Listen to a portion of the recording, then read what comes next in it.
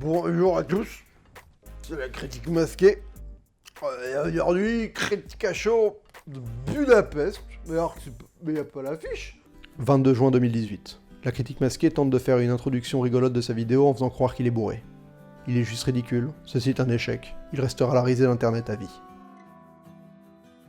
Bonjour à tous, je suis la critique masquée qui n'est finalement pas bourré. J'ai décidé de faire cette critique sobre pour faire donc une critique à chaud de Budapest, le dernier film de Xavier Jans. Xavier Jans, un réalisateur de films de genre qui a été appelé par Manu Payet parce qu'il devait réaliser le film à la base Manu Payet et finalement non, il est parti en tournée donc il n'avait pas le temps de s'en occuper, donc il a confié le bébé à Xavier Jans avec donc Manu Payet, Jonathan Cohen et Monsieur Poulpe. Alors Budapest, de quoi ça parle? Écoutez, ça parle de deux collègues anciens diplômés d'HMC qui décident de tout bazarder pour aller monter une boîte qui organise des enterrements de vie de garçons à Budapest. Évidemment, cette critique sera en trois parties, une partie non spoiler, une partie spoiler et une partie analyse en toute fin de vidéo. Voilà. Donc on aurait pu croire un film qui allait flirter avec Very Bad Trip, avec un concept très fort qui allait exploiter des mecs qui partent en soirée à Budapest et ça se passe mal.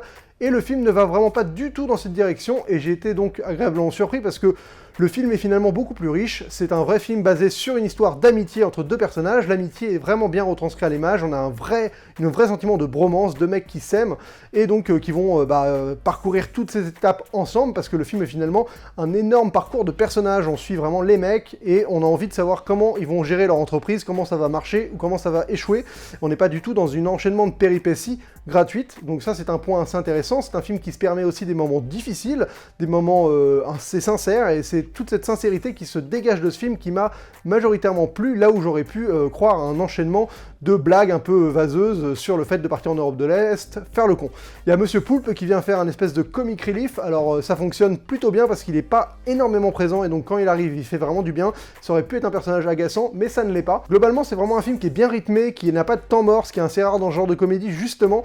La réalisation est assez dynamique, c'est une réalisation qui essaye de jouer avec des codes très modernes, donc moi j'y ai vu un peu d'Edgar Wright par moment, avec cette volonté vraiment de rythmer des moments où normalement on aurait juste fait peut-être un espèce de bandeau avec marqué Paris, Budapest, un avion qui vole. Là ils essayent de créer des événements, des espèces d'idées de mise en scène pour mettre en image tout ça, une mise en scène qui est finalement assez moderne et qui surtout arrive à insuffler un vrai rythme à ce film, et ça franchement j'ai trouvé que ça fonctionnait très bien. Ce qui marche pour moi le mieux dans le film, ce sont les personnages féminins. Alors oui, étrangement c'est un film où on aurait pu croire que ça n'allait pas vraiment laisser la part belle aux femmes, et en fait les deux personnages qui jouent les femmes respectives, donc Alix Poisson et Alice Belaïlid, des deux personnages principaux, sont vraiment très intéressantes dans leur traitement, parce qu'il y a vraiment une forme de progressisme dans la manière d'aborder ce sujet-là, avec justement des femmes, et la manière dont un sujet sur des mecs qui vont se bourrer la gueule à Budapest pour faire les cons avec des prostituées peut être perçu par la femme des gens qui organisent tout ça.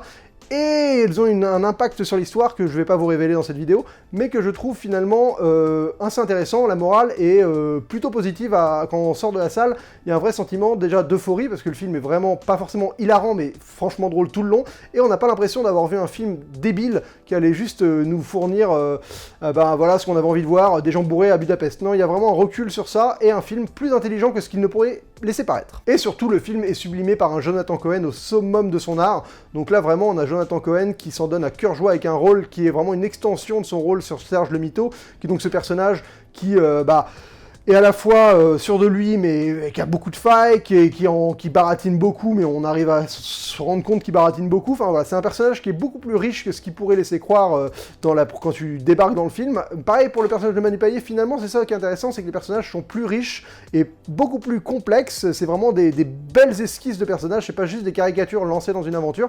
Non, c'est un vrai parcours de deux mecs, dont Jonathan Cohen, pour moi, est vraiment au-dessus en termes de jeu, et qui vont avoir des moments durs, des moments forts, des moments drôles, des moments intéressants, et finalement c'est un film qui est beaucoup plus humain et beaucoup plus sincère que ce que j'aurais pu croire en voyant juste l'affiche. Donc écoutez, avant de donner ma note dans la partie spoiler, je vais vous dire honnêtement, je recommande ce film. Si vous allez le voir avec des copains un samedi soir, je pense que vous allez passer un très bon moment. Voilà, donc honnêtement, ça vaut le coup d'aller le voir avec des potes. Je sais pas si t'es une femme, si ça vaut le coup d'aller voir avec des copines, mais en tout cas, pour un mec, c'est un bon film vraiment sympathique. Voilà, je vous le recommande. On va passer à la partie spoiler.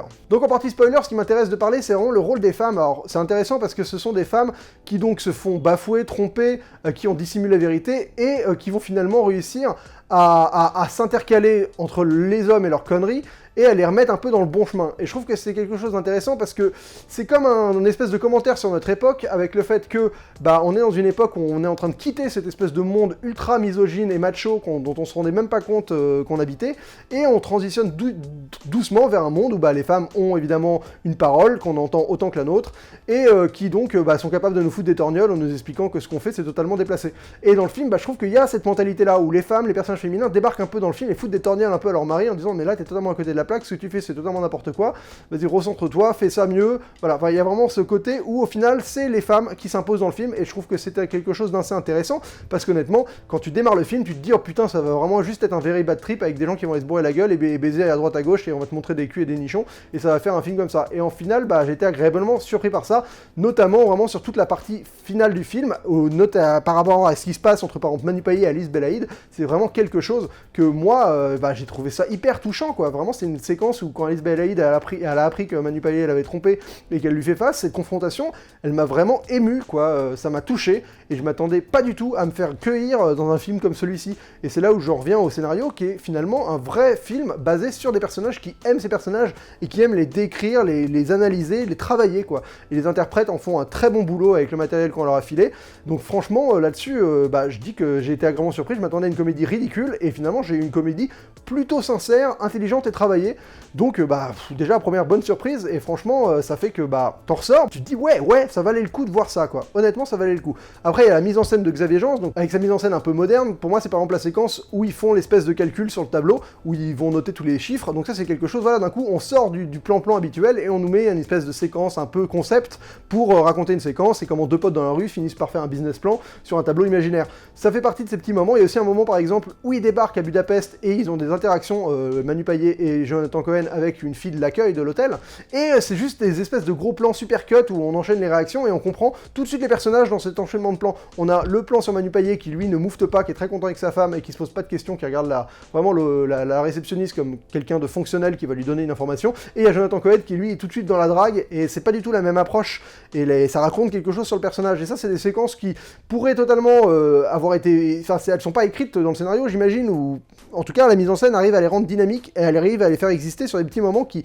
en termes d'écriture, paraissent assez anodins ou même pas filmables. Et je trouve qu'il y a 2-3 idées comme ça dans le film qui vraiment fonctionnent bien, surtout au début, ça s'étiole un peu vers la fin. J'aime beaucoup la fin aussi, avec ce moment où le mec fait un commentaire sur le film lui-même. Alors c'est un peu galvaudé de faire un commentaire sur un film. Le mec dit à la fin, vous savez, il dit ouais, en fait vous êtes en train de régler mes problèmes, vos problèmes en m'utilisant, ce qui est vrai, mais ça apporte une petite touche du film qui est conscient de lui-même. Et ça je trouve que c'est intéressant, parce que on n'est vraiment pas dans un film qui fonce tête foncée dans un espèce de cliché caricatural, et donc ça évite beaucoup de bordel. Par exemple le fait que les premiers groupes de touristes qui vont à Budapest faire la fête, faire l'enterrement de vie de garçon, ce sont un enfer sur terre, c'est des énormes beaufs, ils sont insupportables, tu les détestes, et donc ça c'est aussi une critique sur ce que le film te met en scène. Il te met en scène des gens qui vont faire la fête, et tu penses que ça va être ça que tu vas payer pour voir, et en fait non, quand les mecs font la fête, tu les détestes parce que tu les trouves honteux et que ça te fout la gerbe, quoi. Et ça c'est intéressant, c'est vraiment un film qui a du recul sur lui-même, sur son propos, sur son sujet, et donc c'est un film qui est très très loin d'être crétin. Donc pour tous ces bons points, écoutez, je vais lui donner une note vraiment agréable, je vais lui donner la note de 4 masques sur 5. Franchement 4 masques sur 5 pour une comédie comme celle-là, je m'attendais pas, mais j'ai été cueilli, voilà. J'ai vu le film en avant-première avec l'équipe du film, ça a peut-être influencé mon jugement, parce que j'ai passé une super séance, tout le monde était vraiment chaud patate, mais comme je vous dis, je suis sorti du film, j'étais content, j'y ai réfléchi plusieurs temps après, j'ai trouvé ça vraiment bien, et le discours m'a plu, donc fatalement, je dois avouer qu'une comédie qui est bien rythmée comme ça, je lui mets 4 masques sur 5. Écoutez, on va passer à la dernière séquence de ce programme, ça va être l'analyse, et ce qui va m'intéresser d'être analysé aujourd'hui, ça va être le fait de parler du fait que le film n'est pas un film high concept, c'est un anti-high concept. Alors un high concept, déjà je vais vous expliquer ce que c'est. Un high concept, c'est par exemple un film comme Very Bad Trip, c'est des films qui sont tournés autour d'un concept fort, comme le fait d'avoir par exemple des potes qui ont fait une grosse soirée, qui se souviennent plus de ce qu'ils ont fait la veille, et qui ont perdu un de leurs potes, donc ils vont passer tout le film à le chercher.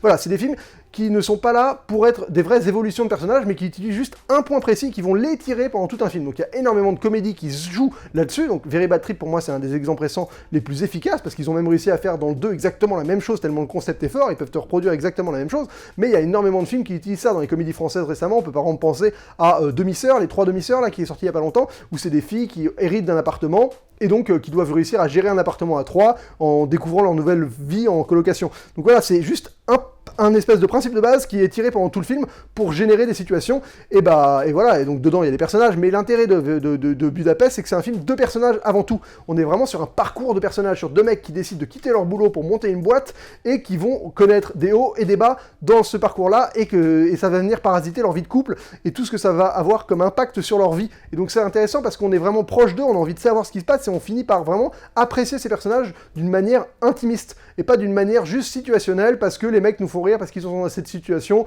ou parce qu'ils conduisent un char dans les champs de blé. Non, tout ça est une construction logique et cohérente sur l'entièreté du film, et mène à un point, et part d'un point A et on va à un point B. Vraiment, il y a une évolution dans le film, et c'est ça qui fait que le film, pour moi, n'a pas de temps mort, parce que c'est un film qui traite vraiment ces personnages, et donc le parcours de ces personnages est plus intéressant que l'addition des scènes qu'on pourrait avoir avec eux. Par exemple, un film comme Problemos, qui est une comédie que j'aime beaucoup, a un peu ce défaut d'être un enchaînement de scénettes. Donc le film finalement repose aussi sur un high concept, où c'est des zadistes qui se retrouvent seuls au monde dans une zone et à devoir recréer plus ou moins une forme de civilisation, et après on a un enchaînement de scénettes qui vont être plus ou moins drôles. Alors il y a forcément une évolution, mais ce que je veux dire c'est que on pourrait quasiment enlever une partie du film et tout coller ensemble, et on aurait quand même une évolution qui fonctionnerait. Alors que dans Budapest, fatalement, vu que toutes les étapes sont importantes au parcours des personnages pour qu'ils arrivent là où ils sont à la fin du film, et si t'enlèves un point, ça marche plus. Et un film axé sur des personnages est souvent quand même plus efficace s'il est vraiment bien écrit. En tout cas, il est plus facile à rythmer qu'un film qui est uniquement basé sur un enchaînement de situations à la base d'une situation initiale. Voilà, c'est un peu complexe, mais c'est un point que je trouve intéressant, parce qu'il